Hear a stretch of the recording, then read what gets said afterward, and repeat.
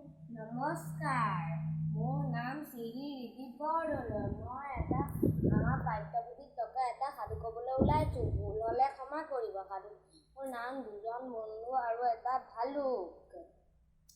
অনুপ আৰু টিপিন নামৰ দুজন বন্ধু আছিলে। দুয়োজন এখন গাঁৱলৈ ফুৰিবলৈ গৈছিল। বাটত এখন ডাঙৰ জংঘল আছিলে। জংঘলখনত বনৰীয়া জীৱ-জন্তুৰে ভৰ্তি হৈ আছিলে। দুয়োজন গৈ থাকোঁতে মাজতে অনুপে ক'লে, মই বনৰীয়া জীৱ-জন্তুলে বৰ ভয় কৰোঁ দেই। টিপিনে ক'লে, ভয় কৰিব নালাগে, তুমি বিপদত পৰিলে মই সহায় কৰিম। অনুপে ক'লে, ইমান ধুনীয়া বন্ধু পালোঁ যে মই। দুজন গৈ থাকোঁতে মাজতে জংঘলৰ ভিতৰৰ পৰা ভালুক এটা ওলাই আহিল। টিপিনে কোৱা কথাটো পাহৰি দৌৰি গৈ পেলাই এজোপা গছৰ ওপৰত বগাই উঠিলগৈ। অনুপে এতিয়া কি কৰিব? অনুপেৰ দেউতাকে কোৱা আগতে কথা এটা মনত পৰিল। দেউতাকে কৈছিল যে ভালুকে মৰা মানুহ নাখায়।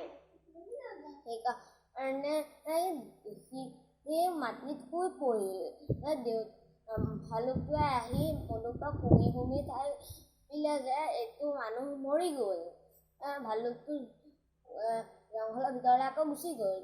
ভালুকটো যোৱাৰ পিছত টিপিনে গছজোপাৰ পৰা নামি আহি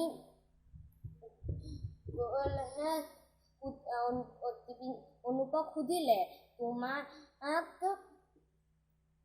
ভালুকটোৱে কাণত কি কৈছিল? অনুপে ক'লে, মোক কৈছিল যে বিপদৰ বন্ধুৱে আচল বন্ধু। সেইকাৰণে তুমি মোৰ আচল বন্ধু নহয়। মই তোমাৰ লগত ইখন গাঁৱলৈ নাযাওঁ, তুমিয়ে যোৱা। সি ইখন গাঁৱলৈ গ'ল। অনুপ নগৈ নিজৰ গাঁৱলৈ গুচি গ'ল। সেই সাধুটোৰ পৰা আমি এইটোৱে শিকিলোঁ যে বিপদৰ বন্ধুৱে আচল বন্ধু। ধন্যবাদ।